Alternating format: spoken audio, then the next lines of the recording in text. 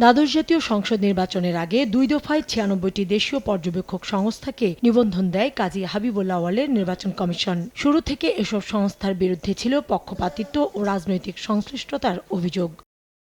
বৃহস্পতিবার সংস্থাগুলোর নিবন্ধন বাতিল করে কমিশন, জারি করে নতুন নির্বাচন পর্যবেক্ষণ নীতিমালাও। অন্যদের পারফরমেন্সটা কি ছিল, সুতরাং একেবারে হোলসেল ৯৬টাকে বাদ দেওয়া। অনেকে হয়তো জেনুইন পড়তে পারে, একটু সময় নিয়ে যদি দেখা যায় যে তাদের আগের রেকর্ড কি। নির্বাচন পর্যবেক্ষণ নীতিমালা ২০২৫-এ একজন পর্যবেক্ষকের শিক্ষাগত যোগ্যতা নির্ধারণ করা হয়েছে উচ্চ মাধ্যমিক, যা আগে মাধ্যমিক ছিল।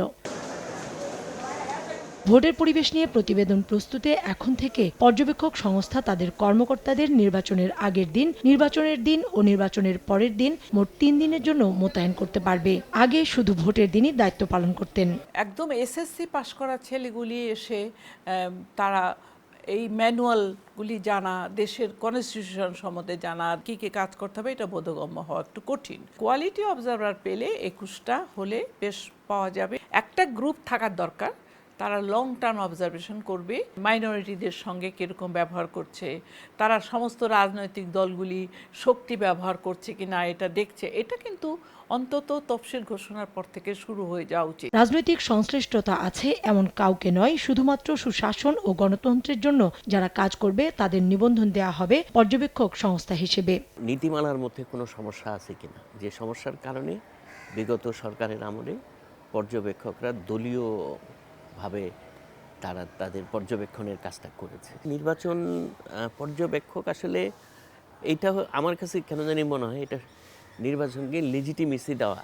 রাজনৈতিক দলগুলো যদি তাদের সদিচ্ছাটা প্রকাশ করে এবং সরকার যদি নিরপেক্ষ থাকে, তাহলে নির্বাচন সমস্যা হওয়ার কোনো কারণ দেখি না। আর ইন্টিগ্রিটি আর কোয়ালিটি শুধু ইলেকশনের থাকবে আর আমি যারা পর্যবেক্ষণ করছি আমাদের থাকবে না, তা তো হতে পারে না।